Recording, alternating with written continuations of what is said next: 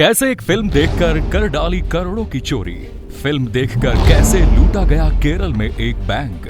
31 दिसंबर 2007 की सुबह मालापुरम डिस्ट्रिक्ट के केरला ग्रामीण बैंक के एम्प्लॉइज काम पर पहुंचे तो उन्होंने देखा कि चोरों ने बैंक की तिजोरी खाली कर दी है। ये बैंक एक बिल्डिंग के फर्स्ट फ्लोर पर था और बैंक एम्प्लॉइज ने देखा कि चोरों ने नीचे की तरफ से एक होल करके बैंक में एंटर किया था। इन चोरों के पास कटिंग डिवाइसेस भी थे जिनकी मदद से वो मेटल लॉकर्स को काटने में कामयाब रहे। करीब 8 से 9 करोड़ रुपयों की चोरी हुई, जिसमें 80 किलो सोना और 50 लाख रुपए कैश थे। चोरों ने केवल 2 ही क्लूज वहां छोड़े, जिसमें एक चप्पल थी और दूसरा क्लू था बैंक की दीवार पर लिखा हुआ वाक्य जय माओ, और ये पूरी चोरी बेस्ड थी एक मूवी पर। तो आइए जानते हैं वीडियो में कि आखिर कैसे एक मूवी से इंस्पायर्ड होकर एक चोरी को अंजाम दिया गया और चोरी के बाद छोड़ी गई उस चप्पल और जय माओ से चोर क्या बताना चाहते थे। जिस बैंक रॉबरी की हम बात कर रहे हैं, इसे भारत की सबसे बड़ी रॉबरीज में से एक माना जाता है और लोग इसे चेलम्ब्रा बैंक रॉबरी के नाम से भी जानते हैं। चोरी के बाद अब पुलिस यहाँ आ पहुंची थी। दीवार पर लिखे माओ से पुलिस ने यह अंदाजा लगाया कि मुमकिन है कि नक्सलियों ने ही ये चोरी की हो। इस केस को सॉल्व करने की जिम्मेदारी मल्लापुरम के एसपी पी विजयन को दी गई, जो इससे पहले भी कई हाई प्रोफाइल केसेस को सॉल्व कर चुके थे। उनके साथ साथ डीएसपी के इब्राहिम और additional director general of Kerala police KS. Jangpangi भी इस केस में इन्वॉल्व थे और एडीजी ही इस केस की सुपरविजन भी कर रहे थे।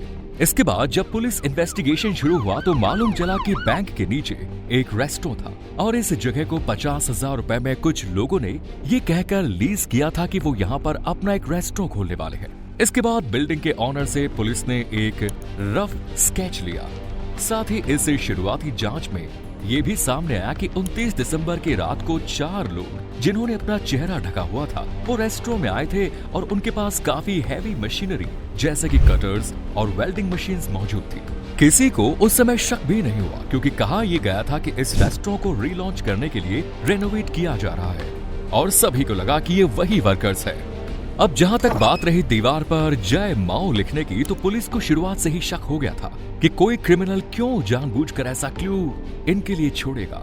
इसीलिए ये एक तरह से पुलिस का ध्यान भटकाने की कोशिश थी ताकि चोरों को इतना समय मिल सके कि वो सेफली इस लूटे हुए माल को ठिकाने लगाकर कहीं दूर चले जाएं। इस घटना के 2 हफ्ते बाद यानी 13 जनवरी 2008 के दिन पुलिस को अचानक एक टिप मिली। ये टिप हैदराबाद के एक होटल से आई थी और कहा गया था कि यहाँ 1 किलो सोना मिला है। पुलिस तुरंत ही वहाँ पहुँच गई। वहाँ जाकर पुलिस को पता चला कि यहाँ 4 लोग ठहरे थे और जब वो बिना चेकआउट किए और बिना अपने कमरे की चाबी वापस किए वहाँ से चले गए तब स्टाफ को ये सोना वहाँ पर मिला। इसके बाद जब सोने की जांच की गई तो मालूम चला कि ये वही लूट वाला सोना है। इसके बाद पुलिस ने अपना फोकस हैदराबाद के ही अलग अलग इलाकों पर शिफ्ट कर दिया, लेकिन फिर भी उन्हें कई टिप्स मिल रही थी। अब जितनी टिप्स उन्हें मिल रही थी वो सभी तो सही नहीं थी, लेकिन परेशानी ये थी कि अगर उन्हें चोरों को पकड़ना था तो इन सभी टिप्स को एड्रेस करना भी जरूरी था। फिर चाहे वो केरल हो, कर्नाटका हो या आंध्र प्रदेश और तमिलनाडु, देश के अलग अलग कोनों से रोज पुलिस के पास इस तरह की टिप्स आ रही थी और हर जगह की इन्वेस्टिगेशन करने में बहुत ही समय भी जाया हो रहा था।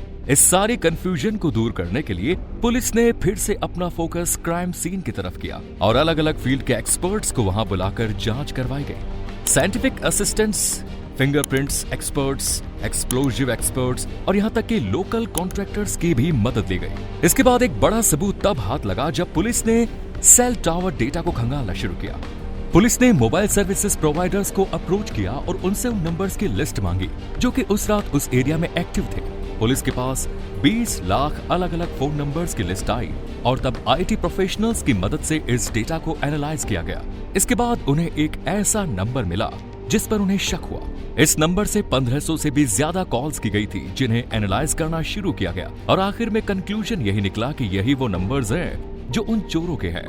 इसके बाद इस नंबर को ट्रेस करना शुरू किया गया और उन्हें कोझिकोड में एक घर का पता मिला। पुलिस ने घर को रेड किया और फाइनली चोरों को अरेस्ट कर लिया।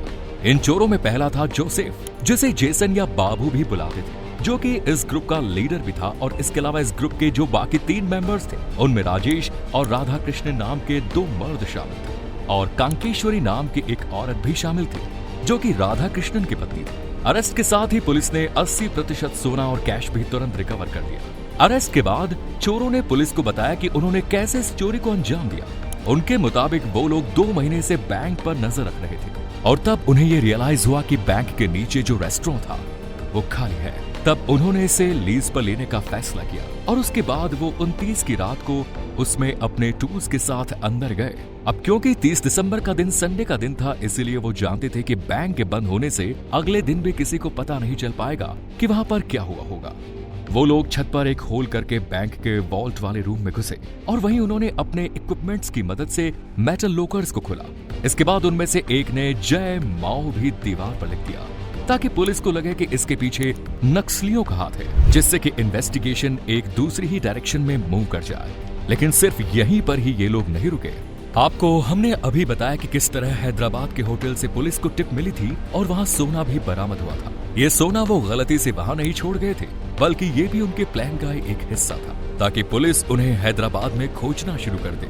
इसके बाद जो बाकी स्टेट से जो पुलिस को टिप मिल रही थी, उनमें से भी ज्यादातर के पीछे इन्हीं लोगों का हाथ था, जिस वजह से पुलिस को उन्हें ढूंढने में इतना समय लगा। लेकिन आखिरकार पुलिस ने उन्हें 27 फरवरी 2008 के दिन गिरफ्तार कर ही लिया। इन चोरों ने आखिर में ये भी बताया कि ये प्लान उनका ओरिजिनल नहीं था, बल्कि उन्होंने ये 2004 की सुपरहिट फिल्म धूम में देखा था, जिसमें जॉन इब्राहिम का किरदार कुछ इसी तरह से कसीनो से पैसे चुरा लेता है। फिल्म और इनकी चोरी में बस यही फर्क था कि जहां जॉन इब्राहिम का किरदार होटल के फ्लोर से तिजोरी तक पहुंचता है, वहीं ये एक रेस्टोरेंट की छत से वहां पहुंचते थे। और ये तो कोई कहने की बात नहीं कि ये लोग बाइकर्स नहीं थे, बल्कि ये एक सिल्वर मारुति में वहां से फरार हुए थे।